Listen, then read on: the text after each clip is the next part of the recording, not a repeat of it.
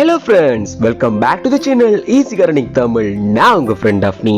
நாம இந்த வீடியோல விவசாயத்துல புதிதாக அறிமுகமாயிருக்கிற ஒரு தொழில்நுட்பம் Agrivoltaic Farming பத்தி தான் பார்க்க போறோம். வீடியோக்குள்ள போறதுக்கு முன்னாடி நீங்க இதுவரைக்கும் நம்மளோட சேனலை சப்ஸ்கிரைப் பண்ணலண்டா இந்த வீடியோக்கு கீழ காணப்படுற சப்ஸ்கிரைப் பட்டனை கிளிக் பண்ணி சப்ஸ்கிரைப் பண்ணிக்கோங்க. கூடவே நோட்டிபிகேஷனையும் செட் பண்ணிக்கோங்க.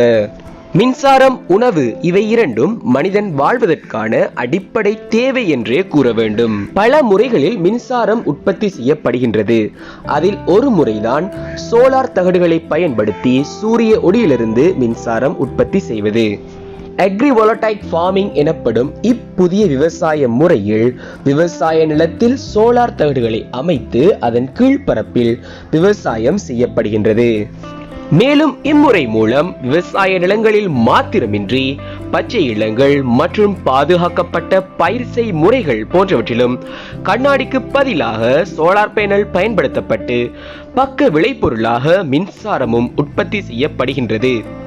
இதன் மூலம் மின்சார வாரியத்துக்கே மின்சாரம் விற்பனை செய்ய முடியும். சோலார் தகடுகளை அமைக்க பெரும்பாலான இடம் தேவைப்படும் அல்லவா?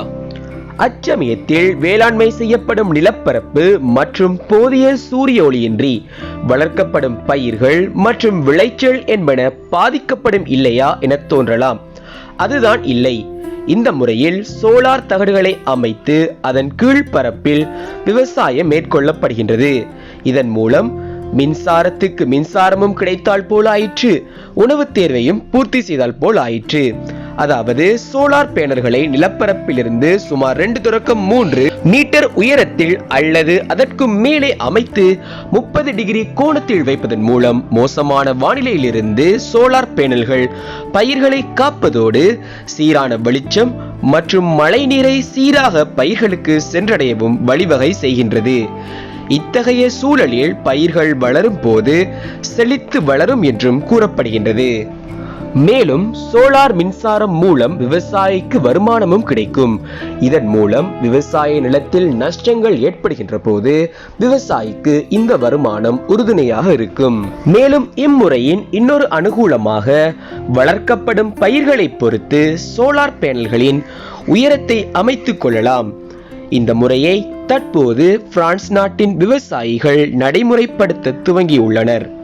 ஒரு கல்லில் 2 மாங்காய் என்பது போல ஒரு புறம் உணவும் மறுபுறம் மின்சாரமும் இவர்களுக்கு கிடைக்கின்றது.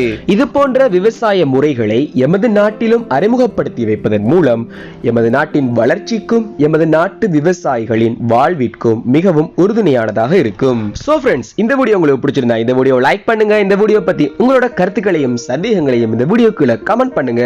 இந்த வீடியோவை உங்களோட ஃப்ரெண்ட்ஸ் அண்ட் ஃபேமிலியோட ஷேர் பண்ணுங்க. மறக்காம நம்மளோட சேனலை சப்ஸ்கிரைப் பண்ணுங்க. Thanks for watching. Happy gardening.